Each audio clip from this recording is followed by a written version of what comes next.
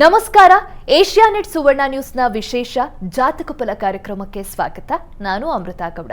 ಈ ದಿನದ ಕಾರ್ಯಕ್ರಮದಲ್ಲಿ ಪಂಚಾಂಗದ ವಿಶೇಷತೆ, 12 ರಾಶಿಗಳ ಫಲಾಫಲ, ನೀವು ಕಳಿಸಿರುವಂತಹ ಸಂದೇಶಗಳಿಗೆ ಉತ್ತರವನ್ನ ತಿಳಿಸ್ಕೊಡ್ತಾ ಹೋಗ್ತೀವಿ.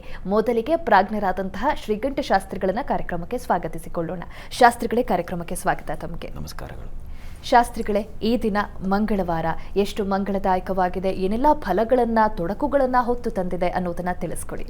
ಶ್ರೀ ಗುರುಭ್ಯೋ ನಮಃ. ಹರಿ ಓಂ. ಮೂರ್ತಿತ್ವೇ ಪರಿಕಲ್ಪಿತ ಶಶಿಭೃತೌ ವರ್ತ್ಮಾ ಪುನರ್ಜನ್ಮನಾಂ ಆತ್ಮೇತ್ಯಾತ್ಮವಿದಾಂ ಕೃತಶ್ಚೇಜತಾಂ ಭರ್ತ ಅಮರಜ್ಯೋತಿಷಾಂ ಲೋಕಾನಾಂ ಪ್ರಳಯೋದ್ಭವ ಸ್ಥಿತಿ ವಿಭುಶ್ಚಾನೇಕಧಾಯ ಶಿರತೌ ವಾಚನ್ನ ಸದತಾತ್ವನೇಕ ಕಿರಣ ತ್ರೈಲೋಕ್ಯ ದೀಪೋ ರವಿಹಿ. ವೀಕ್ಷಕರೆಲ್ಲರಿಗೂ ಶುಭೋದಯ, ಶುಭ ಬೆಳಗು. ಸಂದೇಶಗಳನ್ನು ಪರಿಶೀಲಿಸೋಣ. ತತ್ಪೂರ್ವದಲ್ಲಿ ಈ ಹೊತ್ತಿನ ಪಂಚಾಂಗ ಗಮನಿಸಿಕೊಳ್ಳೋಣ.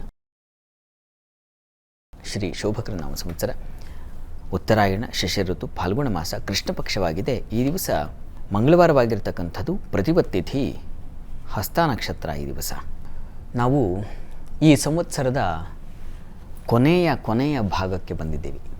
ಫಾಲ್ಗುಣ ಮಾಸದಲ್ಲಿ 2 ಮುಖ ಇದೆ. ಒಂದು ಶುಕ್ಲ ಪಕ್ಷದ ಮುಖ, ಮತ್ತೊಂದು ಕೃಷ್ಣ ಪಕ್ಷದ ಮುಖ. ಈಗ ನಾವು ಕೃಷ್ಣ ಪಕ್ಷಕ್ಕೆ ಪ್ರವೇಶ ಮಾಡಿದ್ದೀವಿ. ಈ ದಿವಸದಿಂದ ಇನ್ನೇನು 15 ದಿವಸ ಅದು ಮುಗಿದು ಬಿಟ್ಟರೆ ನಾವು ಹೊಸ ಸಂವತ್ಸರಕ್ಕೆ ಕಾಲಿಡ್ತೀವಿ. ಈ ಒಂದು ಕೃಷ್ಣ ಪಕ್ಷದ ಪ್ರತಿಪತ್ತು ಪ್ರಾರಂಭದ ದಿವಸವೇ ಚೂತ ಕುಸುಮ ಪ್ರಾಶನ ಅನ್ನೋದನ್ನು ಶಾಸ್ತ್ರ ಹೇಳುತ್ತೆ. ಈಗಾಗಲೇ ಚಿಗುರು ಬಿಟ್ಟಿದೆ.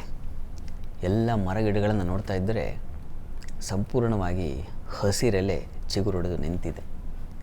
ಈ ಸಂದರ್ಭದಲ್ಲಿ ಚೂತ ಕುಸುಮ ಅಂದರೆ ಮಾವಿನ ಕುಡಿ, ಅದರ ಹೂವು ಇರುತ್ತಲ್ಲ, ಆ ಹೂವನ್ನು ತಂದು ನಾವು ಸಾಮಾನ್ಯವಾಗಿ ಯುಗಾದಿಯಲ್ಲಿ ಮಾಡ್ತೀವಲ್ಲ, ಅಲ್ಲಿ ಬೇವು ಹಾಗೂ ಬೆಲ್ಲ. ಈ ದಿವಸ ಚೂತ ಕುಸುಮ ಪ್ರಾಶನ. ಆ ಕುಸುಮವನ್ನು, ಮಾವಿನ ಚಿಗುರಿನ ಆ ಒಂದು ಏನು ಎಲೆ ಇದೆ, ಆ ಹೂವುಗಳಿದ್ದಾವೆ, ಅದನ್ನು ನಾವು ಸ್ವೀಕರಿಸಬೇಕು ಅಂತಿದೆ. ಇಲ್ಲಿಂದ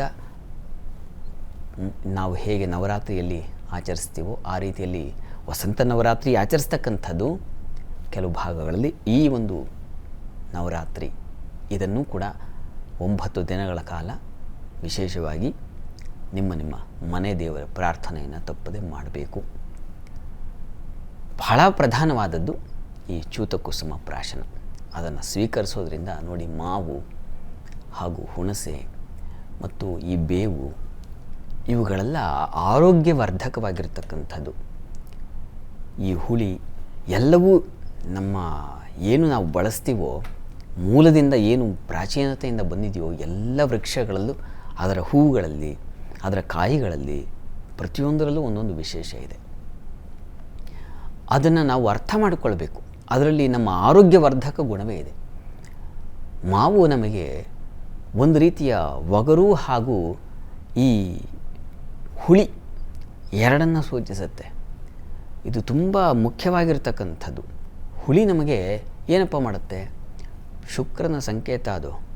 ಹೀಗಾಗಿ ನಮ್ಮಲ್ಲಿ ಒಂದು ಉತ್ಸಾಹ ಶಕ್ತಿಯನ್ನು ತುಂಬಿಕೊಡ್ತಕ್ಕಂಥದ್ದೇ ಹುಳಿ ಪದಾರ್ಥ. ಮನುಷ್ಯನಿಗೆ ಉತ್ಸಾಹವನ್ನು, ಒಂದು ಫೋರ್ಸ್ ಅಂತೀವಲ್ಲ, ಆ ಫೋರ್ಸ್ ಉಂಟಾಗೋದೇ ಹುಳಿಯಿಂದ.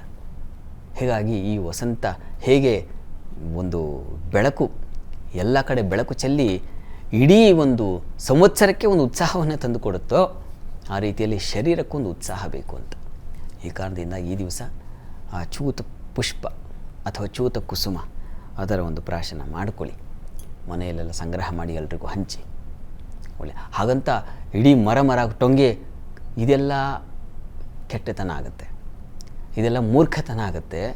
ಎಷ್ಟು ಸ್ವಲ್ಪ ಪ್ರಮಾಣದಲ್ಲಿ ತೊಗೊಂಬನ್ನಿ. ಇಡೀ ಮಾವಿನ ಎಲೆನೂ ಅಷ್ಟೇ, ನಾವು ಮನೆ ಇನ್ನೇನು ಕಟ್ಟಬೇಕು ಮಾವಿನ ತೋರಣ ಅಂತ ಹೇಳ್ಬಿಟ್ಟು ಇಡೀ ಮರನೇ ಕಡಿದ್ಬಿಡೋದು, ಇದೆಲ್ಲ ಮಾಡೋದು ತಪ್ಪಾಗುತ್ತೆ.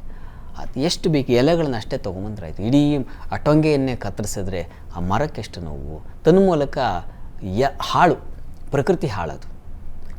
ಹೀಗಾಗಿ ಇದೆಲ್ಲ ಜವಾಬ್ದಾರಿ ನಮ್ಮದು. ನಾವು ಇನ್ನೊಬ್ಬರ ಹತ್ರ ಹೇಳಿಸ್ಕೊಳ್ಬೇಕಾಗಿಲ್ಲ. ಇದನ್ನೆಲ್ಲ ನಾವೇ ವಿವೇಕದಿಂದ ವರ್ತನೆ ಮಾಡಬೇಕು.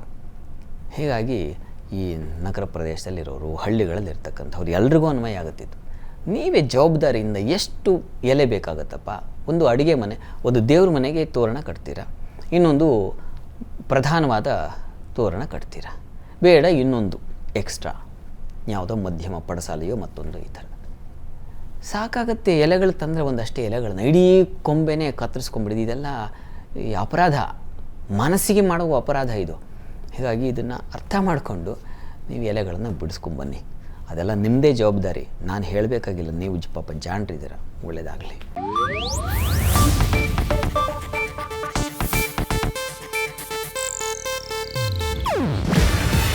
ಇದು ಏಷ್ಯಾನೆಟ್ ನ್ಯೂಸ್ ನೆಟ್ವರ್ಕ್ ಪ್ರಸ್ತುತಿ. ನೀವು ನೋಡ್ತಿದ್ದೀರಾ ಏಷ್ಯಾನೆಟ್ ಸುವರ್ಣ ನ್ಯೂಸ್.